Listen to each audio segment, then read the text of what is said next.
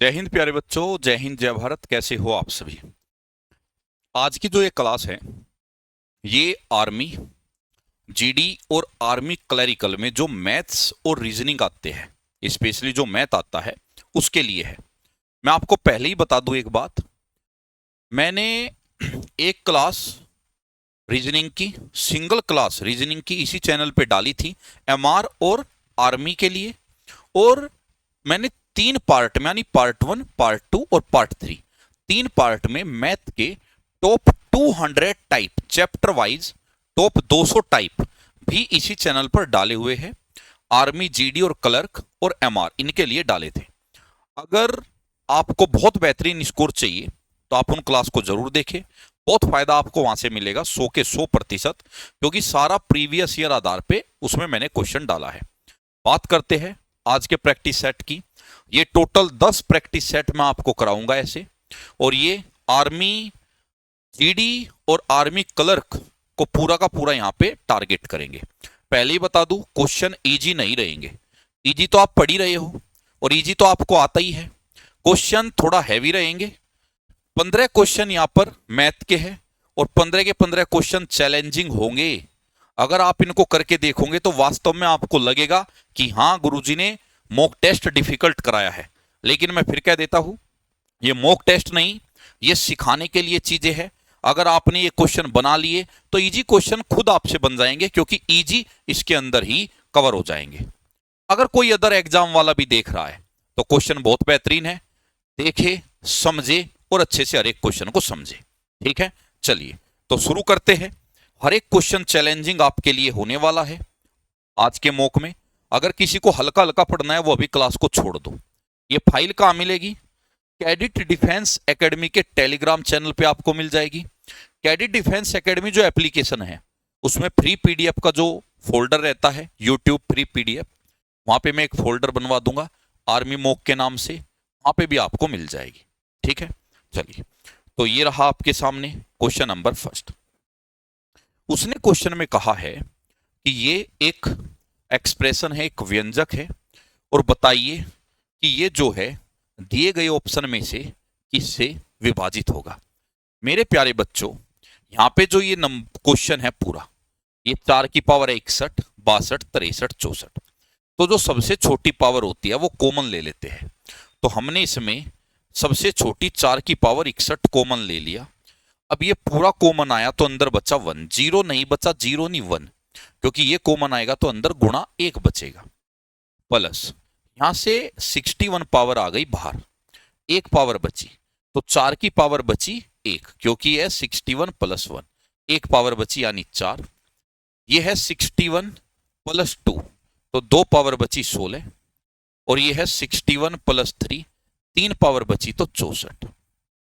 ठीक है, ये बना 4 की पावर 61, और इसको जोड़ के देखो ये टोटल बनेगा 85।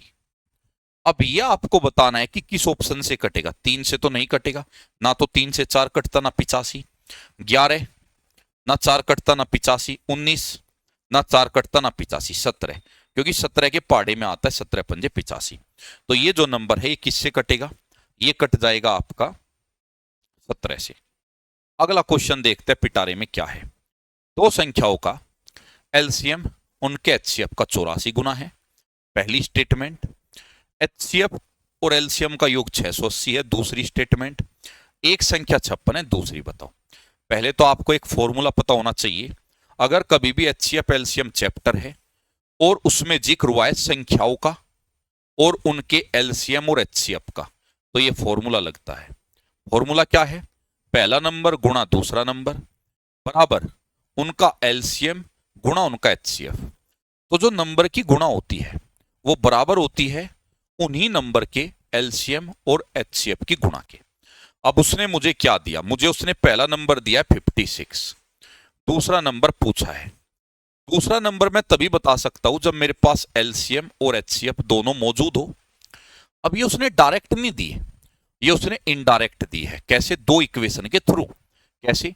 पहली समीकरण देखो, ये रही, दो संख्याओं का एलसीएम उनके एचसीएफ का 84 गुना है, तो एलसीएम जो है वो एचसीएफ का 84 गुना है, तो 84H पहली समीकरण।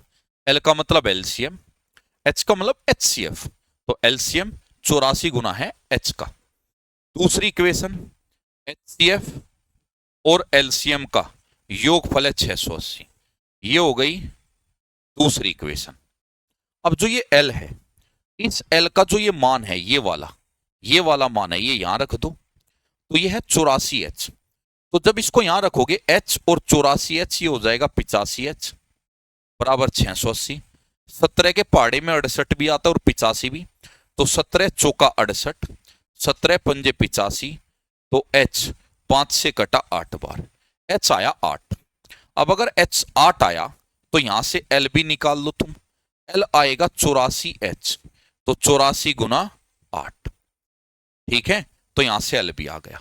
अब ये यहां रख दो, L आया 84 गुना 8 और H आया 8, 8 से कटा 7 बार, 7 के पहाड़े में आता है 84, कितनी बार, 7 पंजे 70, सॉरी 7 के पहाड़े में जब आएगा तो 7 एकम 7 और 7 दूनी, ठीक है, तो यहां से B जो आया 12 अट्ठे 96, ये हुआ आंसर।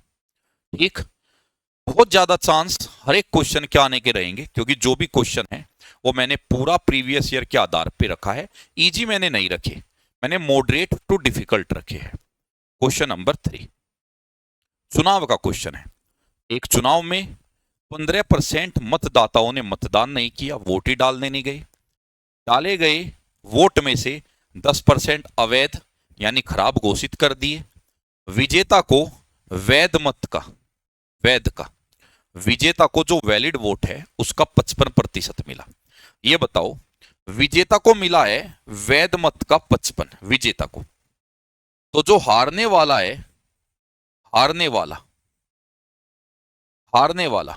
उसको कितना मिला, 45। क्यों? क्योंकि अगर विजेता को 55% मिल गया तो पूरा का पूरा 100% होता है। 55 मिला विजेता को, तो वैध मतों का 45 मिला हारने वाले को। यहां तक क्लियर? अगर कभी भी वैध मतों पे क्वेश्चन चल रहा हो, अगर हार जीत वैध मतों पर हो, वैध मतों पर, तो एक्स मान के करो, एक्स मान कर करो, ठीक है जी, एक्स मान के करो। और अगर हार जीत कुल मतों पर हो, हार जीत कुल मतों पर हो, तो 100% मान के करो। तो अगर हार जीत वैध मतों पे निकल रही हो तो कुल वोट एक्स मान के करना, और अगर हार जीत कुल वोट पे हो रही हो, कुल मतों पे, तो फिर वोट 100% मान के करना। चलो एक्स मान के करते हैं। माना टोटल वोट था एक्स, तो एक्स मान लिया हमने कुल वोट था, 15% डालने ही नहीं गए उसमें से। अगर 15% को मैं हटा दूं, 15% को हटा दूं तो 85% डालने गया। 85% की जगह अपॉन 100 यानी बटा 100 आ गया, तो 15 हटा दूं तो इतना वोट डाला गया इलेक्शन में। अब इसमें से 10% हो गया खराब। अब इसका 10% वोट खराब हो गया, तो अभी भी 90% वोट सही है। इसको बोलेंगे वैध मत। क्या बोलेंगे इसको? Valid vote. तो यह है वैध मत। वैध मत कौन से होते हैं? जो सही वोट होते हैं। विजेता को 55% मिला, हारने वाले को 45 मिला, और वो 6120 वोट से जीता। तो विजेता 6120 से जीता। मेरे अनुसार विजेता 10% वोट से जीता। मेरे अनुसार विजेता 10% से जीता। किसका 10%? वैध वोट का 10%। यह है वैध वोट, और वैध वोट जो थी उसके 10% से जीता है विजेता। तो वैलिड के 10% से जीता, तो मैंने वैलिड का 10% निकाल दिया, तो ये जीत आ गई, और ये जीत है 6120 वोट के समान, बराबर रख दिया। जीरो से तो ये जीरो खत्म, और इस जीरो से ये जीरो खत्म। अब अगर तुम देखो 5 से 17 और 5 से 20, अब तुम इसको काट लो।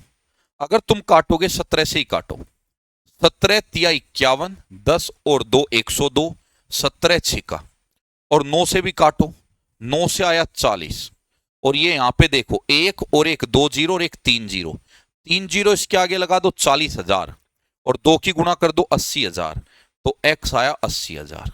कितना? 80,000।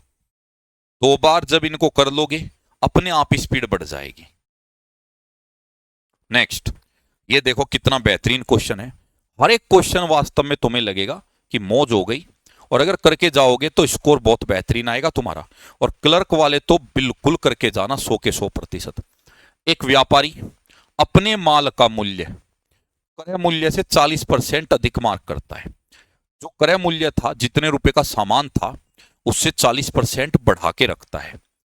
फिर 10% और 15% की 2 छूट देता है, पहले 10 की और फिर 15 की, और इस प्रक्रिया में उसे इतने रुपए का लाभ होता है। तो वस्तु का क्रय मूल्य, ध्यान से सुनना, 40% अंकित, 40% बढ़ा के, मान लो क्रय मूल्य 100 था। अगर क्रय मूल्य 100 था तो 140 मार्क कर दिया। अगर 100 रुपए का सामान था तो 140 मार्क कर दिया। 100 का सामान था, 140 मार्क कर दिया। कहां से शुरू हुई बात? सीपी से। 100 के सामान को 140 का कर दिया, 10% की छूट दी। अब इस पे 10% की छूट दी, तो इस पे 10% की छूट दी, तो 10% की छूट दी, 90% पे बेचा। 10% की छूट दी, 90 पे बेचा। ये कह लो 100 का सामान 90 में बेचा, ये भी कह सकते हो 100 का 90 में बेचा, या कह लो 90% में बेचा। एक छूट 15 की दी, अगली छूट 15% की दे दी, तो 100 का सामान 15 की छूट दे दी, 85 में बेच दिया। बेच दिया, ठीक है। अब देखो ध्यान से, खरीदने से शुरू हुई बात, खरीदने से, क्रय से, और बेचने पे खत्म हुई।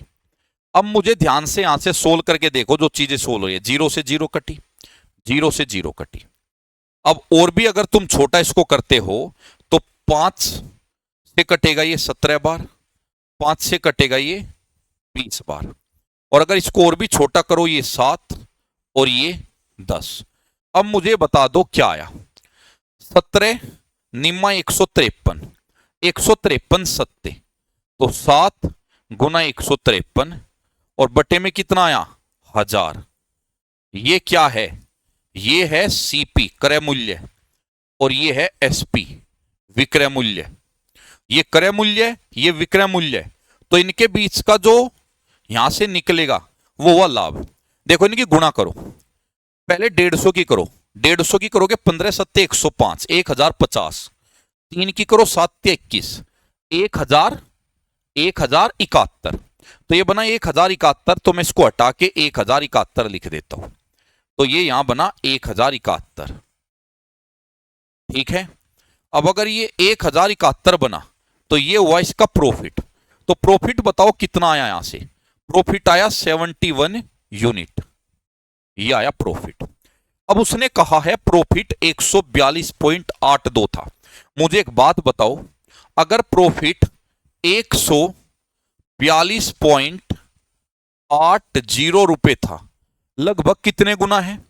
70 दूनी 140, लगभग 2 गुना, लगभग 2 गुना, लगभग 2 गुना। अगर लगभग 2 गुना तुम्हारा प्रॉफिट है, लगभग 2 गुना, लगभग 2 गुना, तो क्रय मूल्य कितना हुआ बताना? क्रय मूल्य भी इसका लगभग 2 गुना होगा, 2000। तो लगभग 2 गुना 2000।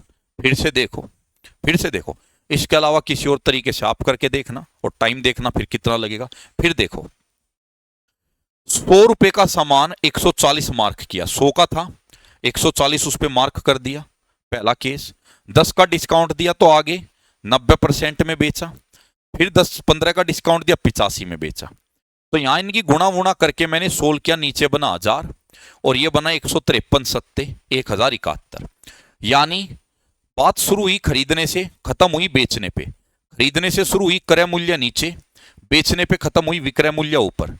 लाभ रहा 71 का, जो कि इसके बराबर है लगभग 2 गुना, तो क्रय मूल्य भी लगभग 2 गुना, तो आंसर हुआ 2000। बेहतरीन क्वेश्चन। ये देखो, ए बी और सी एक बिजनेस शुरू करते हैं। 6 महीने के लिए 12,000 रुपए तो ए लगाता है, 8 महीने के लिए 15,000 रुपए, और 10 महीने के लिए 18,000 रुपए सी लगाता है। ए बी सी तीनों का दे दिया, कुल लाभ 12,400 हुआ। तो उसने कहा सी और ए के लाभ का अंतर बताओ। पहले लाभ सुनो, लाभ बंटता कैसे है। अगर ये 3 लोग हैं ना, ए बी और सी, तो इनमें प्रॉफिट कैसे? देखो, प्रॉफिट हमेशा दो चीजों पे डिपेंड करता है, कितना पैसा बिजनेस में लगा और कितने समय के लिए लगा। पहले बात करूं तो पहले ए ने लगाया, ए ने 12,000 रुपया लगाया, 12,000 12 के कितने महीने के लिए 6। बी ने लगाया कितना पैसा 15,000 15 के कितने महीने के लिए 8। और सी ने लगाया पैसा 18,000 18 के कितने महीने के लिए 10। ये तो जो भी रेशो आएगा उसी रेशो में बांट देना पैसे को, लाभ को। ठीक है, तो जो धन लगाया बिजनेस में जितना समय उसके अनुसार बढ़ता है, ये याद रखना। अब इसमें देखो, के का मतलब था 1000, तो सब में से के कट जाएगा, के कॉमन है, कट गया, ये बचा। अब इसको अगर तुम काटो, ये 4 से कटेगा, कैसे? 4 से कटा, 4 से 3, 4 से 2, 4 से नहीं कटा लेकिन 2 से तो ये कटा 9, और 2 से ये कटा 5, तो 2 और 2 हो गया ना 4, कट गया पूरा, या 18। अच्छा, 3 से भी काट सकते हो, 3 से कटा, ठीक है, 3 से कटा 2, 3 से कटा 5 और 3 से कटा 3, तो ये आया 6, ये आया 10 और ये आया 15, आ गया। अब उसने कहा सी और ए के लाभ का अंतर। देखो, सी और ए के लाभ का अंतर कितना है? सी और ए के लाभ का अंतर है कितने यूनिट? 15 और 6 का 9 यूनिट। कितना? 9 यूनिट।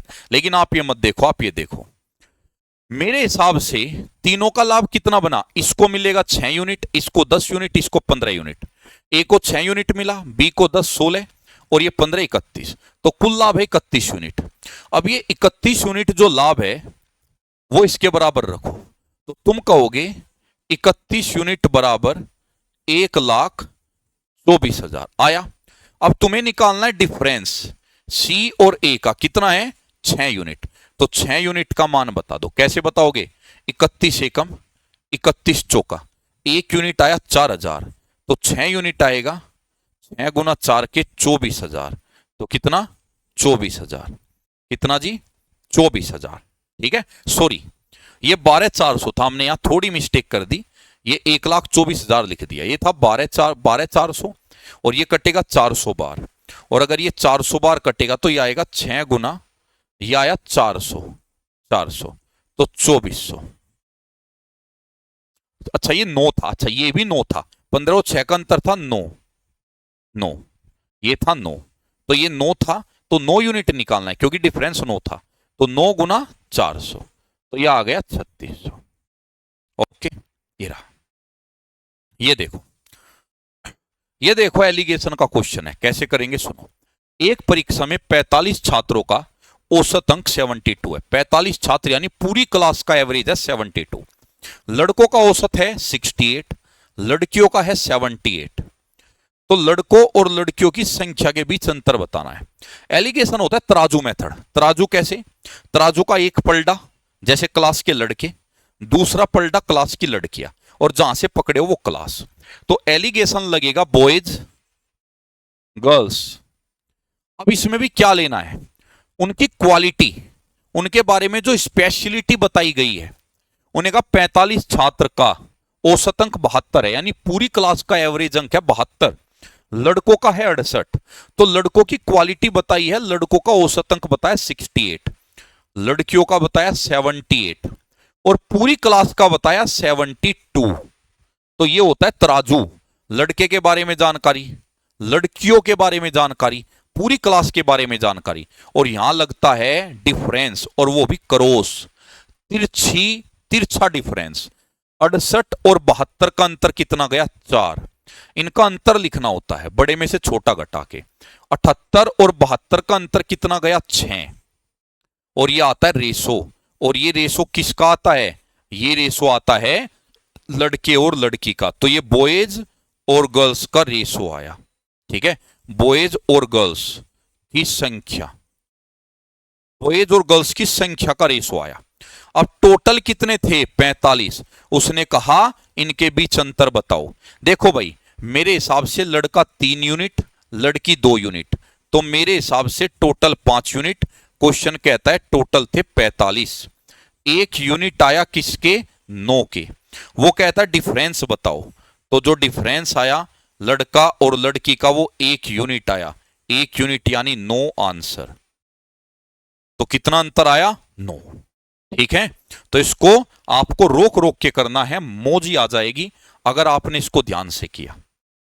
लाजवाब क्वेश्चन है, आप इसको पहले खुद करके देखना, मेरे करने से पहले खुद करके देखना, हवा टाइट कर देगा क्वेश्चन।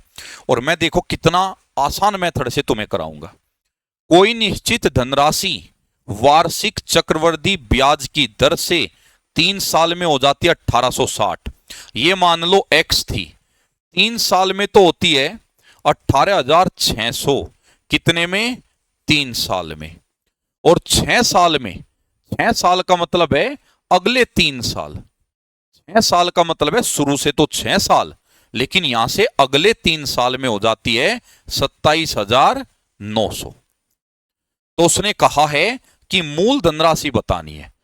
कितना बेहतरीन तरीका बताऊंगा, ध्यान से देखो। देखो टाइम समान है, पहले 3 साल में इतनी और अगले 3 में इतनी। चक्रवृद्धि ब्याज की एक विशेषता है, सेम समय में सेम गुनी होती है। अगर टाइम पीरियड समान है तो वो उसी एक चाल पे बढ़ती है। जैसे 3 साल में जिस चाल पे बढ़ी, सपोज करो x थी, x से 18,600 हुई, तो पहले 3 साल में इस चाल पे बढ़ी, तो अगले 3 साल में भी इसी चाल पे बढ़ेगी। 18,600 से 27,900 हो जाएगी, क्वेश्चन हुआ खत्म। तो पहले 3 साल में x से 18,600 हो गई, तो अगले 3 साल में 18,600 से इतनी हो जाएगी, इसी चाल पे बढ़ेगी। 00 से तो 00 गई लाडले, और ये काटो 3 से, 3 से 3 निम्मा और 3 तिया, और ये 3 छिका और 3 दूनी, और 93 से लाडले ये कटेगा 2 बार, तो ये हुआ 200। x को तो उधर फेंक दो और इस 62 की गुना कर दो, 2 में 60 दूनी 120, 2 दूनी 4, तो 124। तो लाडले ये आ गया आंसर। ठीक है, ये आया आंसर 12,400। इससे करना, आ जाओ। ए बी की तुलना में 50% अधिक कार्यकुशल है। कार्यकुशल का मतलब है उसकी क्षमता। तो ए बी की तुलना में 50% अधिक कार्यकुशल है। वे एक साथ मिलके एक कार्य को 15 दिन में पूरा कर सकते हैं। ए अकेला उसी कार्य का 80% हिस्सा कितने दिन में करेगा? देखो भाई, कार्य जो निकाला जाता है ना, कार्य निकलता कैसे है? कार्य निकलता है आदमी की क्षमता और गुना आदमी का समय। अगर तुम्हें कोई काम निकालना है कि ये काम मैं कितने दिन में कर सकता हूं, तो एक तो आपको देखनी पड़ेगी कि मेरी क्षमता क्या है, मेरी क्षमता क्या है, और उस क्षमता के हिसाब से फिर देखा जाता है कितना दिन लगेगा, ये डिसाइड करता है। तो कार्य निकलता है ऐसे। अब उसने तुम्हें क्या दे दी? उसने तुम्हें दे दी क्षमता, और जो क्षमता दी है, जो क्षमता दी है वो ए की क्षमता बी से 50% ज्यादा है। तो क्षमता दे दी, ए की क्षमता बी से 50% ज्यादा है। अगर बी की क्षमता 100 तो ए की हुई 150। अगर बी की क्षमता 100 तो ए 50% ज्यादा यानी 150। अगर मैं 50 से काटूं तो इसको ये लिख सकता हूं, तो मैं इसको हटा के यही ना लिख दूं, फिर 3 और 2 ही। ये आ गई क्षमता, आ गई क्षमता। ए की क्षमता आई 3 और बी की क्षमता आई 2। अब वो कहता है दोनों मिलकर 15 दिन में काम करते हैं। अगर दोनों मिलकर 15 दिन में काम करते हैं तो मेरे लड्डू काम कितना हुआ? कितना हुआ काम? ऊपर नहीं, चलो नीचे ही निकाल देता हूं। तो मेरे लड्डू काम कितना हुआ? तो कार्य जो आया, कार्य होता है क्षमता गुना समय। तो दोनों की क्षमता ही 3 + 2 5। तो दोनों की क्षमता हुई 5 और गुणा समय कितना लिया दोनों ने? 15 दिन। तो काम कितना हुआ? 15 × 5 = 75। काम हुआ 75। अब वो कहता है अगर इसी काम का 80% भाग ए करे तो कितने दिन में करेगा? अब ए का समय पूछा है, ध्यान से देखना। ए का समय, मुझे ये बताओ फॉर्मूले से समय कैसे निकलता है? समय निकलेगा कार्य बटे क्षमता, तो समय निकलेगा कार्य बटे क्षमता, ये निकलेगा। अब ये बताओ कितना काम कराना है? पूरा की 80%? सर 80%। पूरा नहीं कराना, इसका 80% कराना है। 80% होगा 80/100। क्या इन 00 से मैं यहां दशमलव लगा सकता हूं? इनको हटाऊं तो दशमलव लगा सकता हूं। क्या मैं इसको 0.8 लिख सकता हूं? हाँ गुरुजी लिख सकते हो। 80% का मतलब 0.8। और क्षमता किसकी? ए की। ए की क्षमता थी 3, तो 3 से कटा कितनी बार? 25। और 25 अट्ठे कितना? 200। कितना? 200। 200 में से एक जीरो छोड़ देना, लास्ट की जीरो क्यों छोड़ देना? क्योंकि दशमलव हटाना पड़ेगा। तो आंसर आया 20 दिन। कितना आया? 20 दिन। ध्यान से कर लेना। नेक्स्ट लाजवाब क्वेश्चन है, अच्छे से अच्छों को हिला देता है क्वेश्चन है एग्जाम में, अच्छे से अच्छे को हवा टाइट कर देता है। तुम करके देखना पहले मेरे बताए बिना। एक नाव धारा के अनुकूल यानी पानी के साथ साथ, धारा के अनुकूल का मतलब होता है पानी के साथ साथ, डाउन स्ट्रीम यानी पानी के साथ साथ, तो पानी की दिशा में अगर नाव पानी के साथ साथ 40 किलोमीटर जाए और पानी के विरुद्ध 18 किलोमीटर जाए तो कुल मिला के 7 घंटा लगता है। 7 घंटा। देखो यहां पे समय का जो फॉर्मूला होता है, समय का, वो लगेगा। समय का फॉर्मूला होता है दूरी बटे चाल, होता है यही, होता है। अब 7 घंटे लगा, तो जो 7 घंटे लगा वो किस केस में लगा? 40 तो गई नाव पानी के साथ साथ, पानी के जब साथ साथ जाएगी, जब पानी के साथ साथ जाएगी तो वो जाएगी x प्लस वाई की स्पीड से। x तो हुई नाव की स्पीड और y हुई पानी की स्पीड, पानी उसको धकेलेगा तो स्पीड बढ़ेगी, स्पीड बढ़ेगी तो वो जाएगा x प्लस वाई से। x प्लस वाई, x नाव की और y पानी की, x प्लस वाई से। और जब वो धारा के विरुद्ध 18 किलोमीटर, तब जाएगा x माइनस वाई से, क्योंकि नाव जाएगी और पानी उसको उल्टा धकेलेगा तो स्पीड कम हो जाएगी, x माइनस वाई। x किसकी स्पीड है? नाव की, y पानी की। और कुल लगा कितना घंटा? 7 घंटा। अगला केस, वही नाव धारा के साथ साथ 50 किलोमीटर, धारा के साथ साथ तो ज्यादा स्पीड से, और धारा के विरुद्ध 30 किलोमीटर, धारा के विरुद्ध 30 किलोमीटर x माइनस वाई से, तो कुल मिला के उसको कितना टाइम लगा? फिर उसको लगा कुल मिला के 10 घंटे। अब आपको बताना है शांत जल में धारा की गति, यानी तुम्हें बताना है y का मान। किसका? y का मान। अब सुनो मेरे बच्चों, अब अगर तुम इसको सोल्व करने के पीछे लग गए तुम फंस जाओगे। तुम मुझे ऐसा नंबर बता दो, ऐसा नंबर जो 40 को भी काट दे और जो 50 को भी काट दे। x प्लस वाई का मान पूछ रहा हूं मैं तुमसे। मैं जानना चाहता हूं कि बताओ इसकी जगह मैं क्या रखूं, x प्लस वाई की जगह जो 40 को भी काट दे और 50 को भी काट दे, क्या रखूं? ऐसा नंबर मुझे 10 ही दिख रहा है, फिलहाल मुझे 10 ही दिख रहा है, तो मैं इसकी जगह 10 रख दूं। 10 40 को भी काटता है और 10 50 को भी काटता है। अब चलो 10 ने काट दिया इसको 4 बार, अब मुझे चाहिए टोटल 7। अगर मुझे टोटल 7 चाहिए तो 10 ने इसको काटा 4 बार, तो 4 तो मुझे यहां से मिला, 3 मुझे और चाहिए। अगर 3 मुझे और चाहिए तो यहां रखो 6, क्योंकि 6 इसको काटेगा 3 बार। अगर यहां 6 तो ये 6 रखना ही पड़ेगा, या आया 5। अब सुनो, 10 से कटा 4, 6 से कटा 3, 4 और 3 7, 10 से कटा 5 बार, 6 से कटा 5 बार 10। हो गया प्रूव? अगर प्रूव हो गया तो x प्लस वाई का मान आया 10 और x माइनस वाई का मान आया 6। अगर तुम्हें x निकालना है तो 10 और 6 को जोड़ के आधा कर दो, और अगर तुम्हें y निकालना है तो 10 और 6 को घटा के आधा कर दो, सीधा तुम्हारा आंसर। तो x तो आएगा कितना? 8 किलोमीटर पर आवर, और y आएगा कितना? y आएगा 2 किलोमीटर पर आवर। बता दो मौज हो गई कि नहीं हुई? मौज हो गई कि नहीं हुई? अगर वास्तव में मौज हुई होगी तो मुझे कमेंट बॉक्स में चाहिए खतरनाक वाला मैसेज, ठीक है? चलिए नेक्स्ट, x प्लस 1/x3 दिया है और 5 पावर पूछिए। लाड लो, आ जाओ, इधर आ जाओ। अगर x प्लस 1/x का मान k है तो x square plus 1/x square का अगर पूछे तो कह देना k स्क्वायर माइनस 2। अगर x cube plus 1/x cube का पूछे तो कह देना k का क्यूब माइनस 3k। पहला ये, दूसरा ये, ठीक है? तो यदि ये दिया है, ठीक है, तो यदि ये दिया है और तुमसे ये पूछे तो स्क्वायर वाले का हो जाएगा k स्क्वायर माइनस 2, क्यूब वाले का हो जाएगा ये। लेकिन उसने तो क्या पूछा है? उसने पूछा x की पावर 5 प्लस 1/x की पावर 5। ये होगा एक्स स्क्वायर प्लस 1/x², साथ में एक्स क्यूब प्लस 1/x³ और माइनस में x प्लस 1/x। याद रखना, अगर याद ना रहा तो क्वेश्चन हिलना नहीं तुमसे पेपर में हिलेगा नहीं फिर, अगर याद ना रहा। अब सुनो मेरे प्यारे बच्चों, अब यहां पे k कौन है, k कौन है 3, तो k की जगह है 3।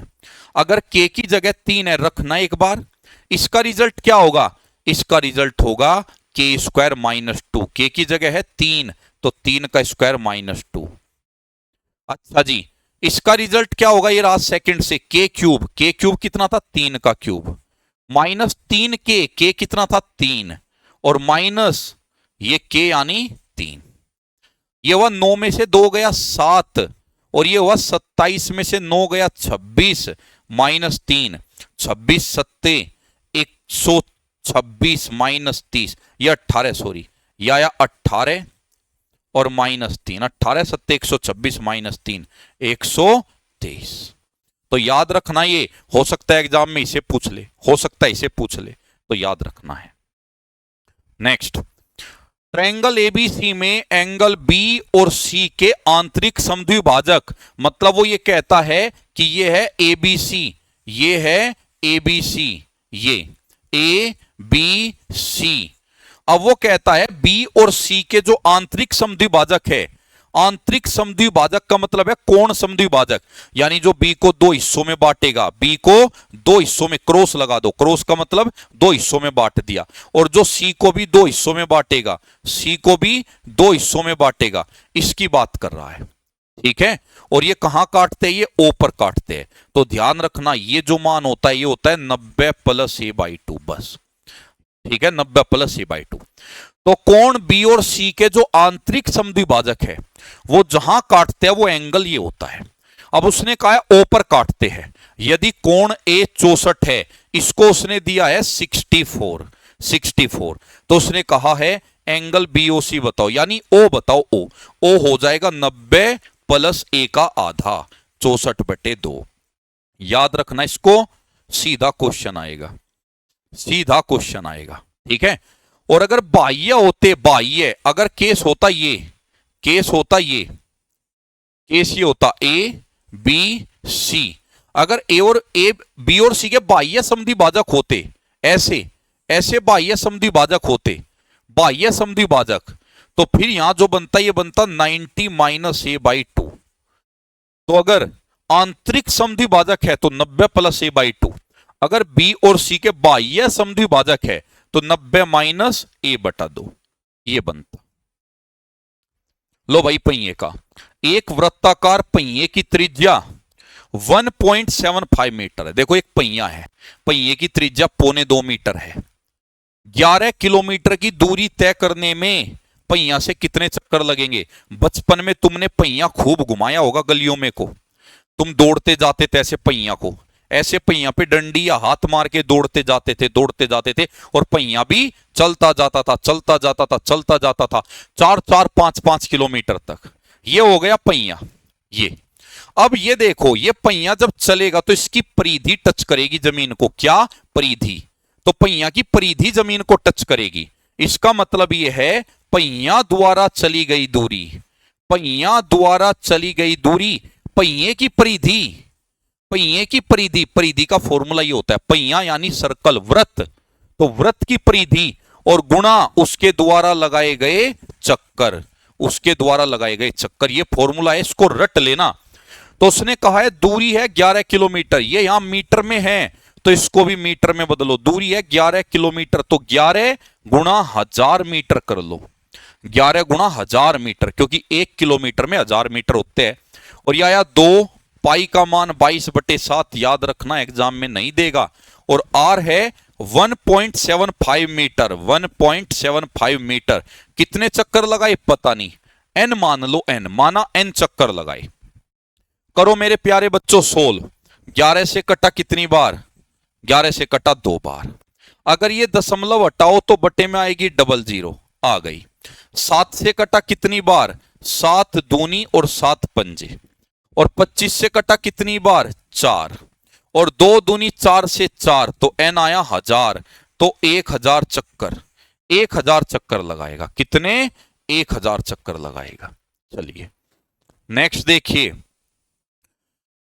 49 सेंटीमीटर, 33 सेंटीमीटर, 24 सेंटीमीटर विमा, विमा यानी भुजा वाला एक घनाभ को पिघलाया है, क्यूबोइड को पिघलाया है, घनाभ को पिघलाया है और एक ठोस गोला बनाया है, स्फीयर बनाया है।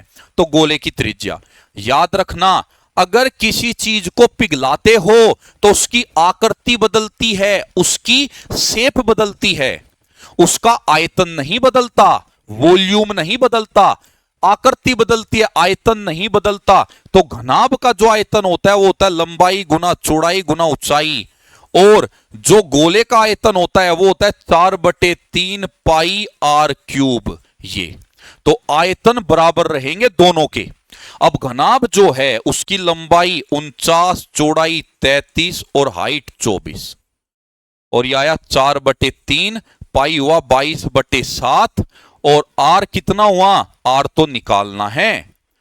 काटो भाई, तो काटते हो 11 से कटा 3 और 11 से कटा कितना? 2, और 4 दूनी 8 और 8 से कटा 3।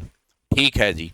अब यहां पे देखो कितना बचा, ये 7 इधर ले आओ, 49 है 7 का स्क्वायर, ये 7 का स्क्वायर है और एक 7 और आएगा, एक 7 और आएगा तो 7 का क्यूब, ये 2 बार 3 और एक ये रहा तो 3 का क्यूब बराबर आर का क्यूब। क्यूब से क्यूब कटेंगे और आर आ जाएगा 7 गुना 3 यानी 21। तो गोले की त्रिज्या आ गई 21। नेक्स्ट, इसको देखो बड़े प्यार से, बड़े ध्यान से। यदि 5 sin theta minus 5 sin theta minus 4 cos theta बराबर 0 दिया है, और पूछा क्या है? पूछा है 5 sin theta minus 2 cos theta और अपोन में 5 sin theta plus 3 cos theta. अगर मैं यहीं से मान बताने पर आऊं तो मैं तो यहीं से बता सकता हूं तुम्हें। 5 चौक 20 माइनस 5 दूनी 10, ऊपर तो 10 बचेगा, और 5 चौक 20 प्लस 5 दूनी 10, 30 बचेगा, तो 1/3। लेकिन करो चलो, तो यहां पे 5 sin थीटा बराबर 4 cos थीटा, मैंने इसको दूसरी साइड भेज दिया। अब कोस को ले आओ बटे में, साइन थीटा बटे कोस थीटा, कोस आया इधर बटे में तो 5 जाएगा उधर बटे में, 4/5। तो साइन का मान 4, कोस का मान 5 डायरेक्ट रख दो। क्यों रख सकते हैं डायरेक्ट?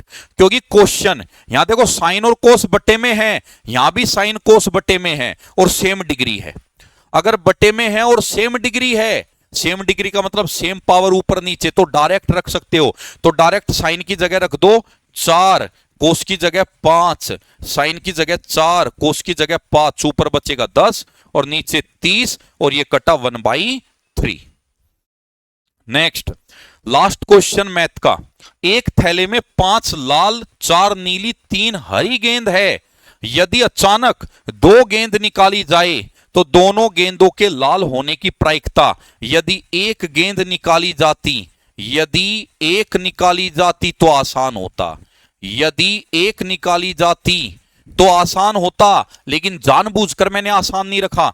यदि एक निकाली जाती तो लाल होने की प्रायिकता क्या होती? लाल होने की प्रायिकता, तो लाल होने की जो प्रायिकता होती, लाल होने की जो प्रायिकता होती वो क्या होती? यदि एक निकाली जाती तो लाल होने की प्रायिकता क्या होती? तो मैं कहता 5, 4, 9 और 3 12, तो मैं कहता टोटल थी 12, टोटल थी 12, और 12 में से लाल होने की प्रायिकता लाल थी 5, तो आंसर हुआ ये। तो अगर वो कहता यदि एक निकाली जाती तो प्रायिकता क्या होती, अगर एक निकाली जाती तो आंसर आता 12 में से 5 यानी 5/12, तो मैं कहता टोटल 12 और 12 में से लाल होने की प्रायिकता तो ऊपर 5 यदि एक निकाली जाती। क्यों?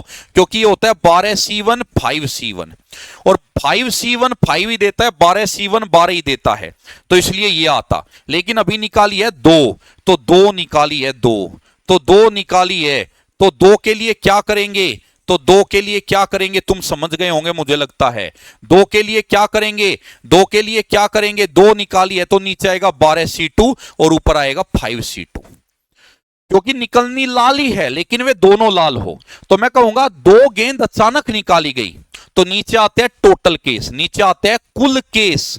टोटल केस, तो मैं कहूंगा 2 निकालने के कुल केस बनेंगे 12C2, यानी 12 में से कोई भी 2, तो 12 में से कोई भी 2 12C2, ये तो बनेंगे टोटल केस। लेकिन वो कहता है कोई भी 2 नहीं चाहिए मुझे चाहिए लाल वाली 2, तो ये बनेंगे हमारे संभावित केस 5C2। तो अगर कोई भी 2 निकाले तो 12C2, लेकिन लाल ही चाहिए तो फिर बनेंगे 5C2, क्योंकि 5 में से 2 लाल। अब इसका मतलब देखो क्या होता है, ये 2 है तो इसको 2 बार खोलो, जो फैक्टोरियल होता है ना उस शेप में खोलो। जैसे 2 है तो इसको पीछे की तरफ खोलो, 5 गुना 4, 2 बार खोल लिया, 5, 5 का पिछला 4, 3 होता तो 5 4, 4 का पिछला 3, ठीक है। और बटे में ये आएगा 2 गुना 1, और यहां पे आएगा ये 12 गुना 11, और बटे में आएगा 2 गुना 1, तो ये तो इससे कटा। और इसको सोल्व करो, 4 से कटा कितना 3, तो 5/33, 5/33। रीजनिंग, मंकी को लिखा गया है ये, देखो भाई m और ये n, तो +1 कर दिया, mn +1, on तो ये कर दिया -1, n के बाद op तो ये कर दिया +2, k से आई पीछे जाके देखो -2, e f g h +3 तो ये -3, तो लॉजिक मिल गया। यहां करो +1 तो p के बाद q, ये वाला गलत। यहां करो -1, l का पिछला k, तो ये वाला गलत। यहां करो +2, a के बाद b के बाद c, तो ये वाला गलत। तो आंसर सीरीज का है। सीरीज कभी भी अगर आए तो कभी भी शुरू में मत देखो, लास्ट पेयर देखो, लास्ट का जोड़ा। अगर गुणा बन रही है तो गुणा करो, और अगर गुणा नहीं है आसपास है तो डिफरेंस करो। मैंने देखा 51 दूनी गुणा संभव है, 51 दूनी 102 +4 गुणा संभव है। अब यहां भी करो तो 24 तिया 48 +3, मैंने देखा यहां हुआ तिया +3, यहां हुआ दूनी +4, और यहां अगर मैं देखूं तो यहां हो रहा है 11 दूनी +2, तो यहां भी दूनी हुआ होगा, जो यहां भी दूनी हुआ है दूनी, तो यहां हुआ दूनी +2, दूनी +3, दूनी +4, तो दूनी +5, 106 दूनी 212 +5 217। नेक्स्ट, उसने कहा है कि भाई जो पहला पेयर है इसका हिसाब लगाओ और इसी के आधार पे आगे वाले का आंसर दो। एनालॉजी, सादृश्यता, ये नाम है चैप्टर का। 68 से 130 वही लॉजिक लगाओ। देखो 68 से 130, 68 दूनी 60 दूनी 120, 60 दूनी 16 136, 68 दूनी 136 -6, 222 दूनी 444 -6 मैच ही नहीं कर रहा है, गुणा तो नहीं होगी। अंतर करो, 68 से 130 कितनी दूर है, 68 से 70 2 दूर, और 70 से 30 60 दूर, 62 का गैप। अगर मैं 62 जोड़ू तो 84 बना, 200 नहीं है। और इतने बड़े बड़े नंबर है, गुणा नहीं हुई, डिफरेंस नहीं हुआ, या तो स्क्वायर होंगे या क्यूब। स्क्वायर भी किसी के नहीं दिख रही है तो क्यूब करो, 4 का क्यूब +4, 5 का क्यूब +5, और ये हो जाएगा 6 का क्यूब +6, और ये हो जाएगा आपका 7 का क्यूब +7, तो 343 +7 तो 350। ये रहा आंसर।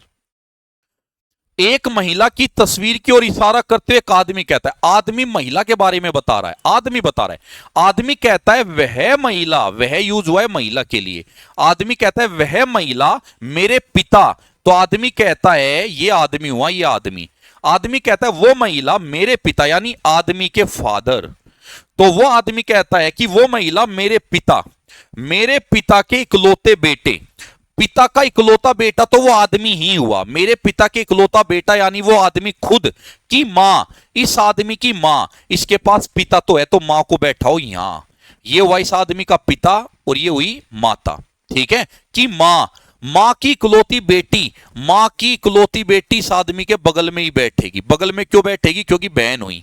वो महिला उस आदमी की क्या लगी, तो महिला लगी बहन, यानी सिस्टर। लास्ट क्वेश्चन आज का, एक आदमी एक बिंदु से शुरू करता है और पूर्व की ओर 15 मीटर चलता है, इसको अपने अनुसार चलो, जैसे मान के चलो तुम ही चल रहे हो, तो पूर्व दिशा इधर हुई, तो इधर पूर्व हुई 15 चला, जैसे तुम ही चल रहे हो ऐसे ऐसे तुम जा रहे हो। अब वो बाएं मुड़ा, जब तुम ऐसे जाओगे तो बाएं ऊपर की तरफ मुड़ोगे, बाएं मुड़ा और 10 चला, ठीक है, फिर से वो बाएं मुड़ा, जब तुम ऊपर जाओगे तो बाएं इस साइड मुड़ोगे, और 15 चला तो पूरा इसके बराबर चलाओ, 15 चला, ठीक है। अंत में वो बाएं मुड़ा, अब आप ऐसे जा रहे हो इस दिशा में, जब आप इस दिशा में जा रहे हो तो बायां हाथ नीचे पड़ेगा। अंत में वो फिर मुड़ा और वो 22 चला, तो अगर वो 22 चला तो ऐसे चलेगा, और जब वो 22 चलेगा तो 10 तो ये चलेगा और 12 ये चलेगा, तो 10 और 12, तो वो यहां पहुंचा, ठीक। अब वह अपने शुरुआती बिंदु से कितनी दूर और किस दिशा में है, तो उसने कहा है शुरुआती बिंदु कौन सा था, ये था, ये शुरुआती बिंदु था, तो यहां से वो है साउथ, दक्षिण में, कहां है, दक्षिण में, और 12 किलोमीटर या 12 मीटर दूर, तो 12 मीटर दूर है और कहां है, दक्षिण में। अब बताओ भाई, आपके लिए अब दो खबर यहां पर है। पहली, अगर आप चाहते हो कि sir army GD, army clerk के फुल मॉक एप्लीकेशन पे करवा दो, एरर फ्री करवा दो और सॉल्यूशन भी देना, तो मैं खुद उन मॉक को डिजाइन करूंगा, अपनी टीम से नहीं करवाऊंगा, मैं और कपिल सर बैठ के उनको डिजाइन करेंगे पूरे मॉक को, पूरा जीके भी हम ही डिजाइन करेंगे, पूरा साइंस, पूरा मैथ, पूरा रीजनिंग, आंसर खुद हम बनाएंगे लिख लिख के। और अगर आप चाहते हो कराया जाए तो 2 दिन का गैप हमें चाहिएगा, एप्लीकेशन पे हम कैडेट डिफेंस एकेडमी एप्लीकेशन हमारी है, हम उस पे आपको मॉक करवा देंगे। तो कमेंट बॉक्स में एक बात तो ये छोड़ना, आप चाहते हो क्या, और सीधे क्वेश्चन वहां से फंसेंगे। दूसरा भाई, इजी क्वेश्चन मैंने कहा था नहीं करवाऊंगा, लेवल मॉडरेट टू हार्ड रखूंगा, मैंने रखा है। मजा आया या नहीं आया ये भी बता देना, ठीक है। अगली क्लास बता देना कल ही डालू या परसों डालो, ये भी कमेंट में छोड़ देना। बाकी आपका देखो यहां पे cadet defence academy application download कर लेना, फ्री मॉक वहीं लगेंगे अगर तुम चाहते हो कराओ, और ये कॉन्टैक्ट नंबर है, कोई भी जानकारी चाहिए। और अगर यहां पे ये हमारा टेलीग्राम है कैडेट डिफेंस एकेडमी, और जो ये डिस्क्रिप्शन आपको दिख रहा है या कमेंट बॉक्स जो है उसमें लिंक मिलेगा, लगवा देना भाई, ठीक है। और ये इंस्टाग्राम भी फॉलो कर सकते हो, कैडेट डिफेंस एकेडमी, सारी जानकारी आपको दी है। सेशन अच्छा लगा तो प्यार भेजना और कमेंट करना। अगली क्लास कल चाहिए तो बता देना या परसों डालू ये भी बता देना। जय हिंद, जय भारत।